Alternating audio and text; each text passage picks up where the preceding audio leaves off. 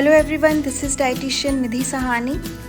आज मैं अपना 14 डेज़ क्वारंटीन पूरा करने के बाद आप लोगों से कुछ शेयर करना चाहती हूँ। हम सबको पता है कि वायरस का 14 डेज़ का इंक्यूबेशन पीरियड होता है, मतलब वो है हमारी बॉडी में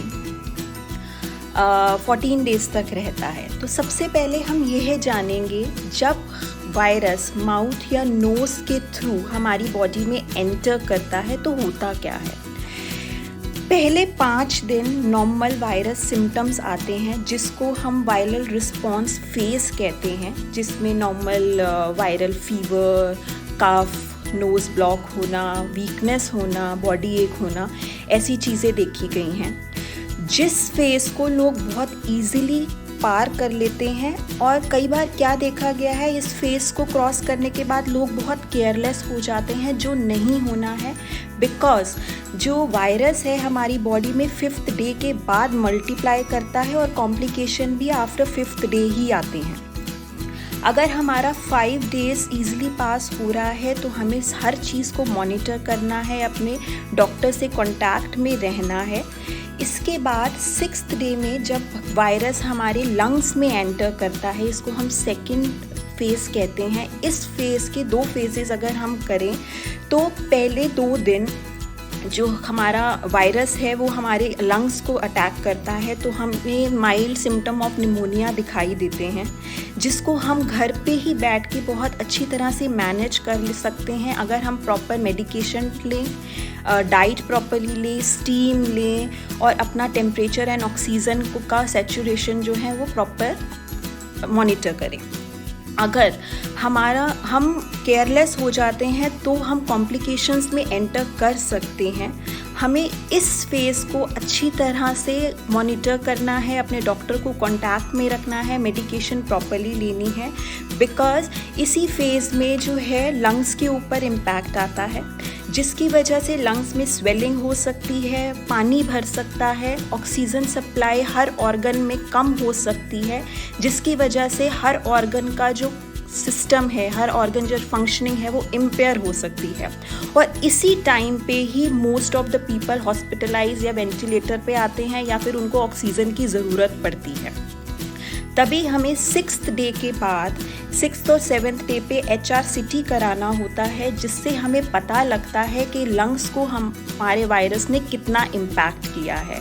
लंग्स के अंदर 5 लोब्स होते हैं, इसलिए इसकी स्कोरिंग 25 में से दी गई है। अगर आपकी जो HRCT का स्कोर है वो 7 से कम आता है तो इसका मतलब है कि आपको जो सिवियरिटी है वो बहुत माइल्ड है, तो आप घर पे ही बैठ के इसको मैनेज कर सकते हैं प्रॉपरली मेडिकेशन लेके। अगर आपका स्कोर 8 to 17 के बीच में है तो मॉडरेट है, और अगर 17 से ज़्यादा है तो सिवियरिटी है। इसका मतलब आपको हॉस्पिटलाइजेशन, ऑक्सीजन, वेंटिलेटर या ICU की ज़रूरत पड़ सकती है। तो इसको चेक कराने के बाद अपने डॉक्टर से कांटेक्ट करें और अपनी प्रॉपर मेडिकेशन स्टार्ट करें। 7th डे पे आपका एक ब्लड टेस्ट भी होता है, जिसमें D dimer, CRP, platelets, IL-6 सब कुछ होता है, जो बताता है कि हमारी बॉडी में ब्लड क्लॉटिंग होने के या इन्फ्लामेशन होने के कितने चांसेस हैं।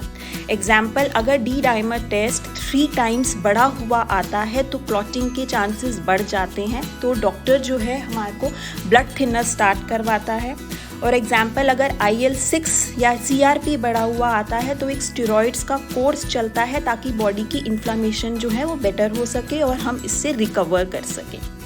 तो प्लीज़ इट्स अ रिक्वेस्ट, इस चीज़ को केयरलेसली ना लें। हर एक दिन इम्पॉर्टेंट है, हर एक टाइम इम्पॉर्टेंट है। अपने पूरे 14 डेज़ को प्रॉपरली मॉनिटर करें और अपने डॉक्टर के कांटेक्ट में रहें, ताकि आगे कॉम्प्लिकेशन और सिवियरिटी से आप बच सकें। 14 डेज़ के बाद आप अपने घर वालों से, फैमिली मेम्बर से प्रिकॉशंस लेके मिल सकते हैं।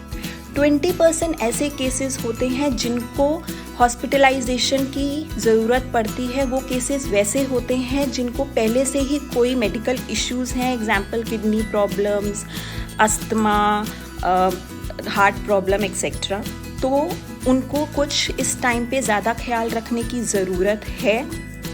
अगर आप हॉस्पिटलाइज हुए हैं तो 14 डेज़ के अलावा आपको 22 डेज़ भी लग सकते हैं इससे बाहर आने में।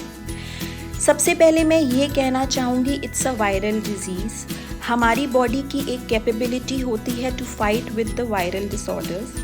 अगर हम प्रॉपर केयर करते हैं, मेडिकल हेल्प लेते हैं, डाइट प्रॉपर फॉलो करते हैं, मेडिटेशन, एक्सरसाइज, ब्रीदिंग एक्सरसाइजेज और पॉजिटिव रहते हैं तो हम इससे बहुत आसानी से बाहर आ सकते हैं। तो प्लीज़ अपना ख्याल आपने खुद रखना है, अपनी डाइट का ख्याल रखें, प्रोटीन रिच डाइट लें, lots of fluid and rest लें ताकि आप इस सिचुएशन से बहुत जल्दी बाहर आ सकें। Stay healthy, stay fit and be care.